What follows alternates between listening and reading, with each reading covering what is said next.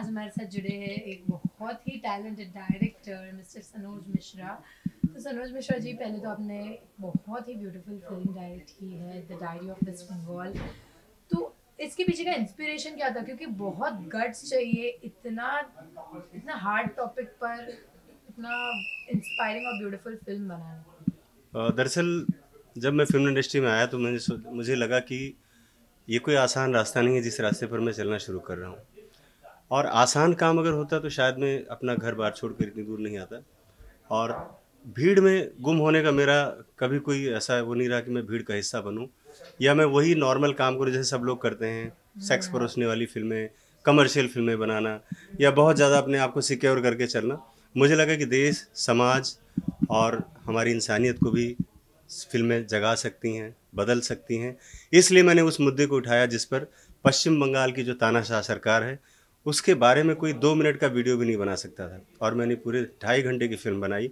लिहाज़ा उसके पीछे सिर्फ़ यही एक मकसद था कि जो वहाँ की जनता है, जो वहाँ के लोग सताए हुए लोग हैं और जो हमारे देश के खिलाफ जो षड्यंत्र हो रहा है, उसको मैं लोगों तक लाऊँ ताकि जागरूकता हो और शायद इस देश में बदलाव हो।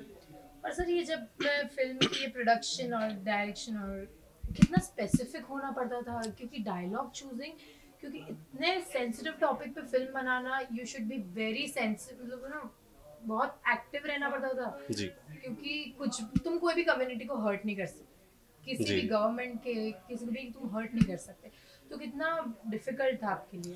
प्रिशा जी एक्चुअल में आपने जो कहा है तो एक सिनेमा मेकर होने के नाते मुझे भी इन सारी चीज़ों का ध्यान भी रखना था और मुझे विषय को भी लोगों तक पहुंचाना था, दोनों बातें थी। तो मैंने चीज़ों को बैलेंस किया और आप यकीन मानिए कि लगातार 2 साल तक मैं स्क्रिप्ट पर काम करता रहा। मैंने लिखा भी था इसको क्योंकि मेरा रिसर्च था, रिसर्च वर्क भी मेरा था। और इन 2 सालों में मैंने इन इवन कि आप समझिए जिस दिन शूटिंग हो रही थी उस दिन तक हमारी फिल्म की स्क्रिप्ट लिखी जा रही थी।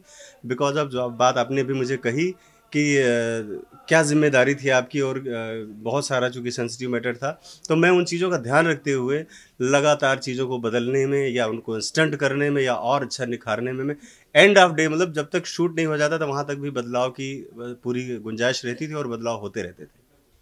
सर, प्रोडक्शन प्रोसेस में भी बहुत से डिफिकल्टीज हुए थे, क्योंकि जब इसका इंटरव्यू हुआ था जी, एट जब ये रिलीज होने वाली थी, इसके पहले एक इंटरव्यू हुआ था जहाँ जी, पे मैं थी, और मुझे पता चला था कि कितने सारे प्रॉब्लम्स उन्होंने फेस किए थे ड्यूरिंग द प्रोडक्शन जी, प्रोसेस। जी, जी। तो वो सब चैलेंजेस को आपने ओवरकम कैसे किया?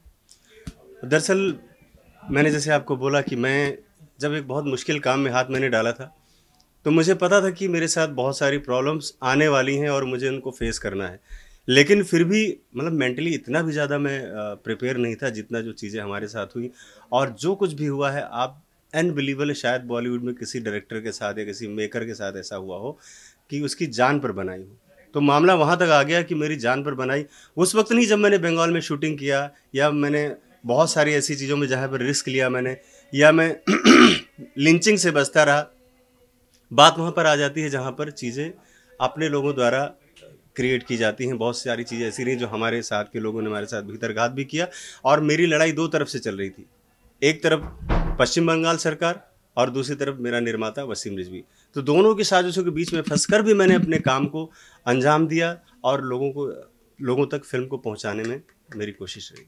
सर, कभी ये प्रोसेस में आपको लगा अरे इतना तामझाम कौन करेगा, उससे अच्छा तो मैं रोमांस किया, लव किया, कॉमेडी फिल्म बना लेता, जी, जी। उसमें मुझे इतना प्रॉब्लम नहीं होता? पैशन है, जुनून है। अब देश में जब आज़ादी हो रही थी या देश आज़ादी के लिए जो लोग लड़ाई लड़ रहे थे, वो भी चाहते तो घर में बैठे रहते कि हमें क्या पड़ी हुई है, हमारे घर में तो सब अच्छा चल रहा है, हम खा पी रहे हैं। तो एक तरह का एक जुनून होता है, एक तरह का एक पैशन होता है और मुझे लगा कि मुझे अपने देश हित में काम करना चाहिए। मेरा इस धरती पर अगर जन्म हुआ है, अगर मैं इस धरती पर आया हूँ, तो मैं साबित तो कर सकूँ कि मैं ज़िंदा था। ये ज़िंदा होने का प्रमाण था जो मैं भी आगे भी मेरा जारी रहेगा और मुझे लगता है कि देश के जो भी ज्वलंत मुद्दे हैं मैं उन पर आगे भी काम करता रहूँगा। मैम, मैं आपसे भी पूछना चाहूँगी कि सनोज जी ने इतने ब्यूटीफुल टॉपिक पे उन्होंने फिल्म बनाई है, तो एज अ वुमेन के लिए उन्होंने स्टैंड लिया है, तो आपको कैसा लगा? मैं तो सिर्फ़ यही सनोज जी को हमेशा बोलना चाहूँगी। वैसे तो देखा जाए तो हर कोई अपने मॉम डैड को सुपर पापा, सुपर बोलते रहते हैं। तो मुझे मेरे हिसाब से देखा जाए कि सनोज जी के जैसा इंसान मिलना बहुत मुश्किल है, चाहे वो अरे मेल के लिए हो चाहे वो फीमेल के लिए हो। वो आवाज़ उठाते हैं तो मेल के लिए भी उठाते हैं और फीमेल के लिए उठाते हैं। और कभी भी मैंने सनोज जी को हमेशा लड़ाई लड़ते हुए देखा है और इनको काफ़ी लोगों ने घेरा भी है और इन्होंने कभी भी किसी चीज़ को लेके हार नहीं माना है। और मैंने हमेशा इसमें एक ऐसा जज्बा देखा है कि बस कर डालेंगे। तो मैं इतना मुझे सनोज जी पे कॉन्फिडेंस है, मैं इतने कॉन्फिडेंस से बोल सकती हूँ कि ये कोई चीज़ अगर करते हैं तो उसको करके ही छोड़ते हैं, वो अधूरा कभी नहीं छोड़ते, जो कि अभी द डायरी। डायरी इन्होंने बनाई। इसके पहले की फिल्म थी काशी टू कश्मीर, उसमें माही जी मेरे एसोसिएट थी और इन्होंने मेरे साथ रात दिन काम किया है। और इनको मैंने काम करने का एक जज्बा जो देखा, मुझे उसमें सीन हमेशा याद आता है इस फिल्म का कि हम लोग शूटिंग कर रहे थे और बहुत सारे दिए थे जो नदी के किनारे जल रहे थे और किसी वजह से शूटिंग भी डिले हो रही थी क्योंकि बार बार आंधी की वजह से दिए बुझ जा रहे थे। तो माही जी अकेले दौड़ दौड़ के सारे मोमबत्ती से सब दिए जला रही थी, नहीं नहीं नहीं नहीं शूटिंग जरूर होगी, शूटिंग जरूर होगी। तो जो कैंसिल होने वाली शूटिंग थी वो भी इन्होंने कराई है। मतलब तो एक जज्बा है आपके अंदर भी और बहुत सम्मान है, आपका रिस्पेक्ट है। Thank you so much. Sir ये हमारी ऑडियंस की ना पहले से जन्मों से आती हुई चलती आ रही परंपरा है कि आप कितना भी अच्छा काम करो आपको क्रिटिसिज्म तो मिलेगा ही। हाँ जी बिल्कुल बिल्कुल। आपने जब इतना सेंसिटिव टॉपिक पे बनाया ऑन रेप तो आपको भी क्रिटिसिज्म मिला ही होगा। हाँ जी बिल्कुल। तो उसको कैसे आपने ओवरकम किया and how did you keep yourself motivated? Actual में क्या है कि जब से मैंने इस सब्जेक्ट को चुना उसी दिन से मैं बॉलीवुड से बाइकआउट जैसा हो गया। कोई बड़ा टेक्नीशियन, कोई बड़ा एक्टर मेरे साथ काम करने के लिए तैयार नहीं था बिकॉज ऑफ मैं हवा के विपरीत, मतलब जो धारा जब बह रही उसके अलग जा रहा था। लोगों को रूटीन काम करने की आदत लगी हुई, अरे इससे तो ये हो जाएगा, अरे उससे तो वो हो जाएगा। तो हो तो कम से कम, मैं कोई गलत तो नहीं बोल रहा हूँ, झूठ तो नहीं बोल रहा हूँ। अगर सच है तो सच का साथ दो।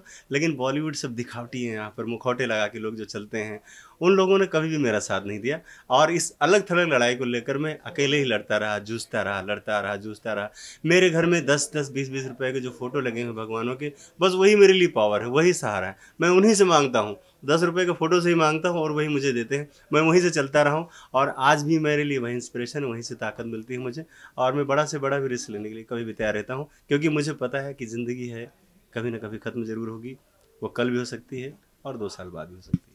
सर आपने कहा कि जैसे आपने ये फिल्म बनाई आप बॉलीवुड से बॉयकॉट हो गए थे एंड जब ये फिल्म रिलीज हुई है तो आपको इतना ज़्यादा प्यार मिल रहा है। So where do you see yourself in Bollywood in the next 5 or 10 years? बहुत इतना खुशी हुई मुझे एक्चुअल में कि जितना मैं बता नहीं सकता। लोगों ने जो फिल्म देखने के बाद जो कमेंट्स किए, वो मुझे लगा कि मैं ऑस्कर अवार्ड जैसे थे मेरे लिए। मुझे किसी अवार्ड की वैसे कभी ज़रूरत नहीं है, लेकिन मुझे लगा कि यही ऑस्कर अवार्ड है मेरे लिए, बिकॉज अब बहुत ही चीज़ें जो रही हैं बहुत मेरे लिए बहुत ही मीनिंगफुल थी।